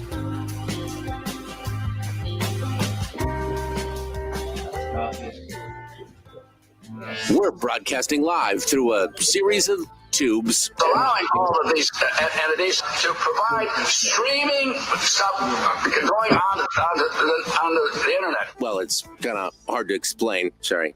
Streaming live every weekday morning on Facebook Live and MichaelDukesShow.com. Okay, we are in the break right now. David Yragui is our guest, and I want to kind of go back and I kind of want to back up just a little bit here, because the mayor says in this letter, and this is this Mayor Machicki? Is that who it was? In this letter, that he's doing everything in his power. He's going to bring all these people together. He's going to work with all these departments, and they're going to stop it. So after he sends the letter, what actually happened? What actually was done? Nothing. They decided to put a culvert in. When we flooded in 2022, they decided to design a ditch and put culverts in that we asked them to put into 2013. That our task force had recommended, but they absolutely refused to do it. So in 2022, they came out with they were going to do an engineered study on it, or engineered design for the drainage, and told everybody that it would be done in 2022. Well, then the engineering never came out until 2023. In fact, the contract wasn't until 2023 for the engineer to design it. But when they designed the drainage, it was a flat ditch with reverse grade on all the culverts. So basically what it did is backed up water and backed it up a long ways. It didn't do anything to relieve the flooding. So I tried hard to get DNR and different engineering firms to look at it. My wife and I have spent a huge amount of money in the last 12 years trying to protect as many properties as we can. And the solution to get water to leave an area is to build a ditch. And we've given them all sorts of options for ditches. We've agreed to do the work. They've absolutely refused. They think that what we're trying to do is drain the wetlands that's to the south of us. And what I've tried to explain to the borough and DNR is that when sheet flow is coming off a wetland, the wetland is completely full. The only way to get rid of the water is to direct it to the inlet or the Kenai River. So that is the solution. So in 2023, the borough got wind that I was trying to put together a coalition of community members to do a class action lawsuit. And so they sued me and we settled that. What I decided to do was to go ahead and file a lawsuit in 2023, but not as a coalition of community members. In other words, not a class action, because there are so many people that think that all I do is flood them out and create this water, that there's just no way of getting over that hump at this point. What I need to do is bring it to court, show where the borough has accused me for the last 12 years of flooding everybody out, and bring the hydrologist and bring the professional people in that I've hired over the years to debunk it and show the truth. We still want to I still want to finish the ranch and put this community back together, but I need people to be aware of what's actually happening and what the dangers are of this flooding. And we can build the ditches, We can put in the culverts. DOT's refused to do anything. DNR's refused. EPA's refused. The Corps of Engineers, they're a regulatory agency. I've asked them for to put some of their engineers, let me communicate with some of their engineers. They've never done anything. So it's going to flood again. It's going to keep happening. The water table is not going down in the whole area.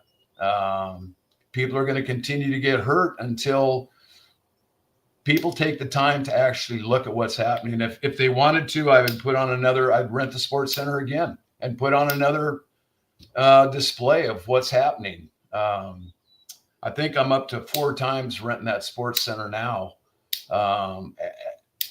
So I need the community to come together and people to actually look at what's going on. And I have all the documentation from everything I've done since 1999 on the ranch. I kept all my documents, all the permits, every authorization, every letter that came from the borough or any other agency. So, right. Well, I think we need to delineate that here. This next segment, we'll take that and we'll give you your head here, give you a chance to see where we go from here. We are about 30 seconds out right now from returning. Armed in AK on YouTube says this story should go national. I mean, yeah. I mean, this is the kind of stuff where government is standing in the way and not providing solutions. Then people need to be able to do it themselves. I mean, it needs to be a little bit of self-determination. Here we go. We're jumping back on. We will continue on. Here we go. The Michael Duke Show, Common Sense Radio.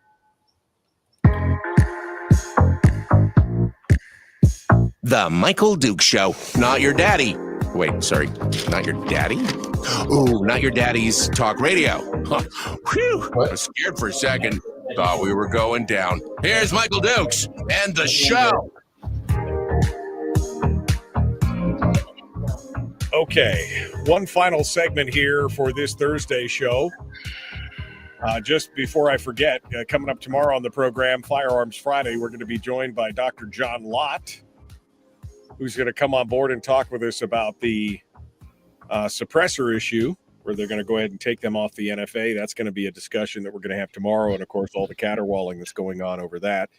We're going to have that discussion tomorrow with John Lott on the program and, of course, Willie Waffle. But right now we're just finishing up with David Yragui, who lives down in the KPB. He's been trying to fight this issue of flooding down in his area of K Beach for years. He's taken a lot of blame for things that have been going on. Although, again, in my discussion with him, I found him to be very passionate about trying to fix this issue for everyone in the area. So we've kind of gone through the timeline here, and here we are again, flooding this year, January again of this year, more flooding. And so my final question here in the last 6 or 7 minutes, David, is what is the solution and how do we get there? That's what needs to be done in your mind, and what can the community do? Because this needs to be a community effort, and your name's been, kind of thrown around and sullied in the community with the blame going to you, but you just want to get this fixed, right? I mean, so what's going on? Well, I think it's important to realize that the local government have statutes that require certain drainages to take place in order to have subdivisions. And instead of taking care of a problem, what they do is they build the roads up because they think that that's their only requirement is to protect the surface of the road. It's not to protect the community. So I think going forward, what I need the community to do is come together and take a look at what's actually happening and what we've come up with as far as solutions. The hydrologist and myself, I've spent thousands and thousands of hours doing this. My wife wanted to just quit and sell the property and get out of it. I've been a part of the community for 44 years. It's my intent to create the drainage one way or the other. The only way that I've been able to get the borough's attention is to file a lawsuit. It's not which you've now done, right? Now you're suing the borough themselves, right? Yes, and it's a tremendous amount. It's a tremendous waste of time to go through the court system because it's all controlled by government. And what I've seen so far from the court system is it's why people don't get into this type of a situation. But I don't know of any other way to get the borough and the state and the federal government to pay attention to what's happening. People are getting hurt. And I would love to finish the ranch, put the hayfields back into production, get our community to come back together, quit fighting amongst ourselves. No more blame, no more pointing fingers. Let's just create the drainage. And I have asked all of the federal agencies and state agencies to work with us, and so far nobody's done anything at all. They don't want to. They want to stop me from doing anything, and they can do that, but it's going to take jail. I'm not going to quit trying to protect the community and get this thing finished. So I'm almost 70. We lost our dream of the ranch, but it's not too late for the community. People can have their space, and the Constitution and the state government require people to help each other. It's not about one individual going out and doing something. It's about people coming together and helping each other. We're a really small community in a really big state, and we need to take care of each other. And that's the way I grew up. That's what I believe in my heart. I understand there's a lot of people that are mad at me and think that I've created water and I walk on water, and I've been accused of all kinds of stuff. It's okay. Let's try and figure out a solution. If it doesn't happen and the borough decides that they want to follow through with this lawsuit, then that's where we'll go.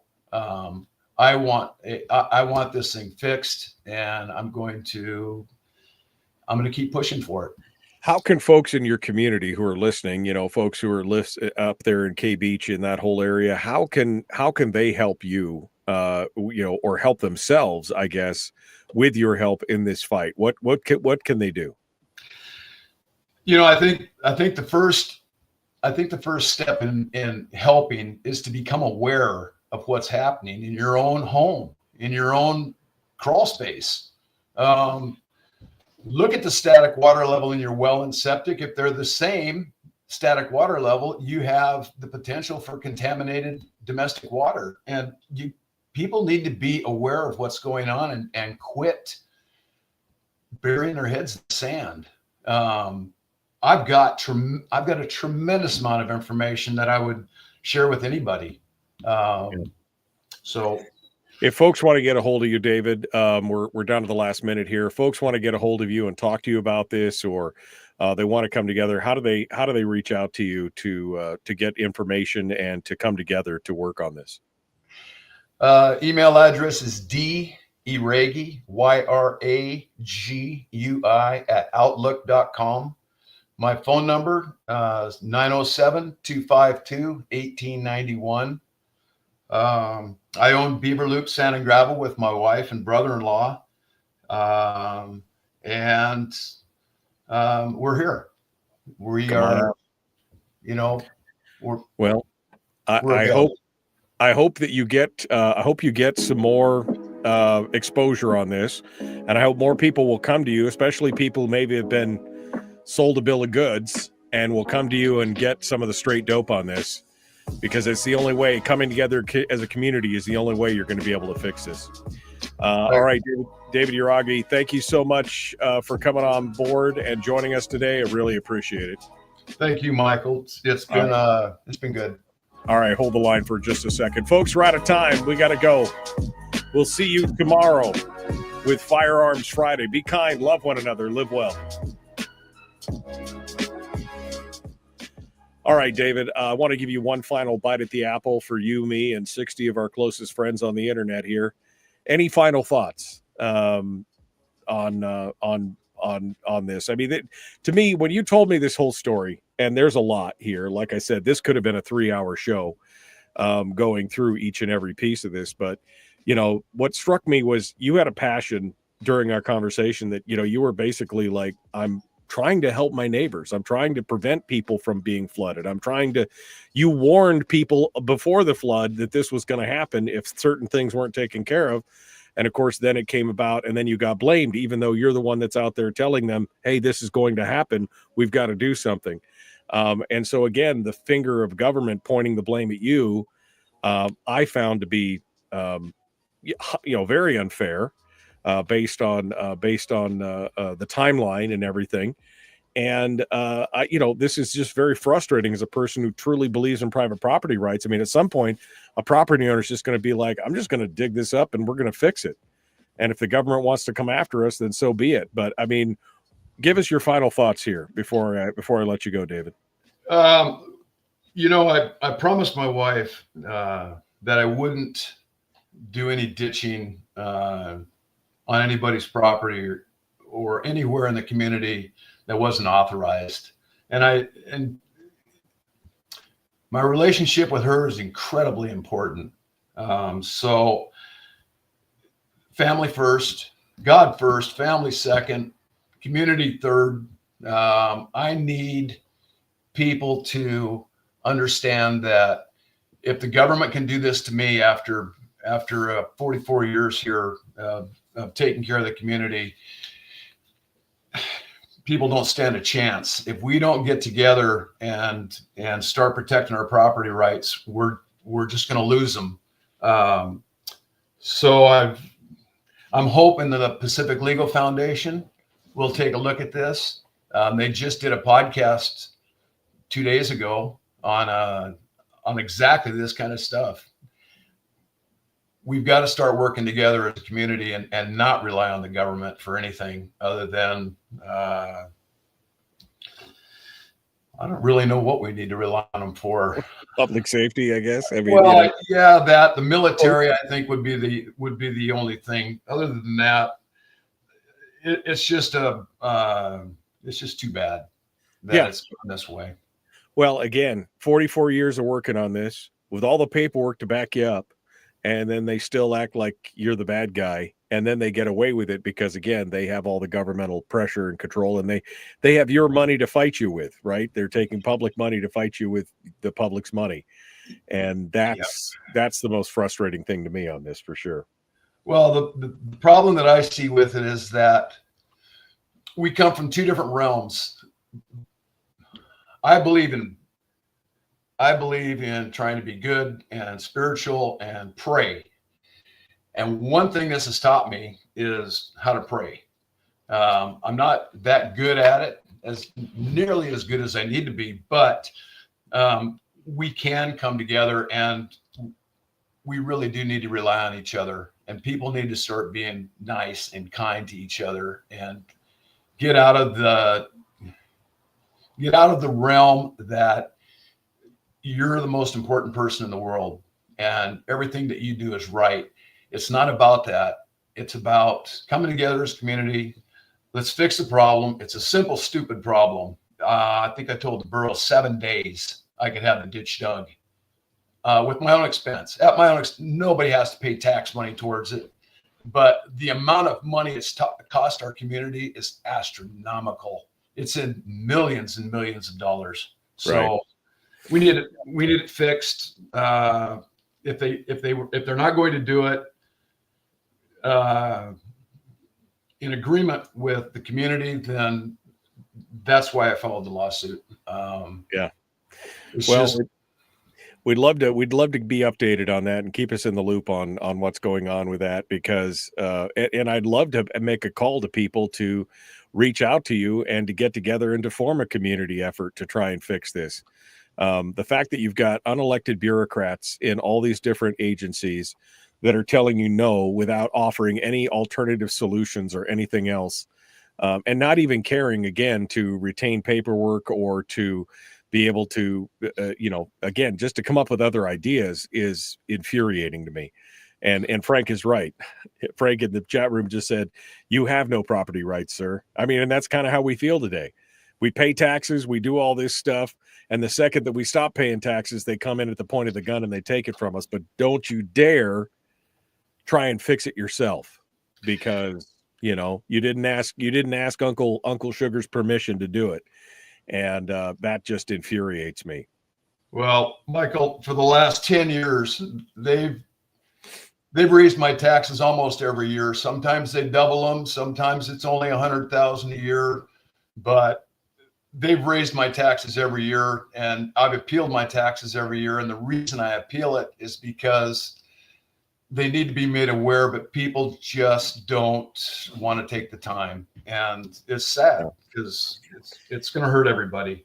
Yeah, it is. All right. Well, David, thank you so much. And again, your email address is is it Yragui? I've been pronouncing it wrong, so I'm sure that if you were in Spain, it's Yragui. Yragui. Okay. It's Basque. It's so Basque. Okay. We pronounce it Yragui.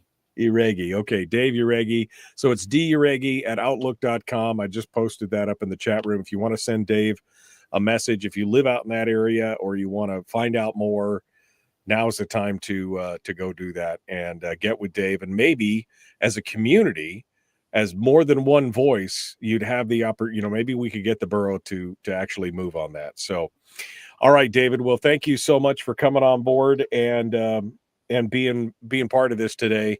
We appreciate you. We appreciate you joining us. Thank you very much for your time, Michael. I appreciate it. All right, folks, we are out of time. We got to go. Thank you so much for being with the show today. Again, tomorrow is Firearms Friday, and we will see you then. In the meanwhile, as always, be kind, love one another, live well. The Michael Duke Show. Common sense, liberty-based, free thinking radio.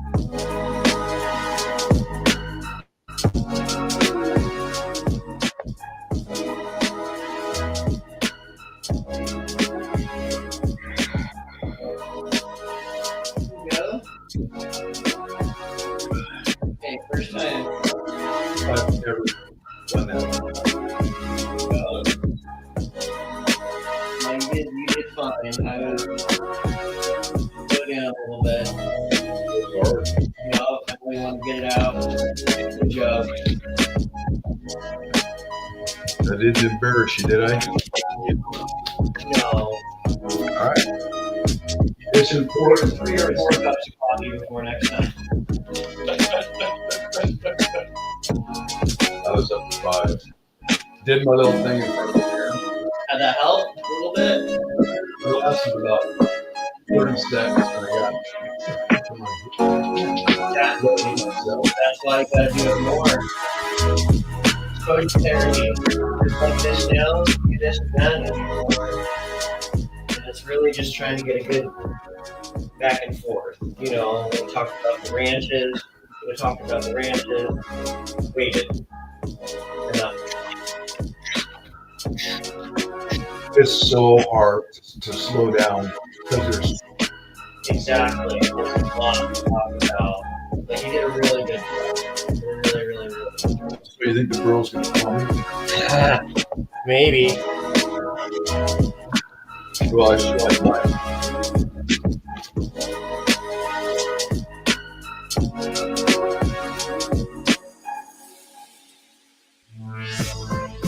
We've shed our terrestrial radio skin, and now we are slimy lizard internet people. It's the Michael Duke Show.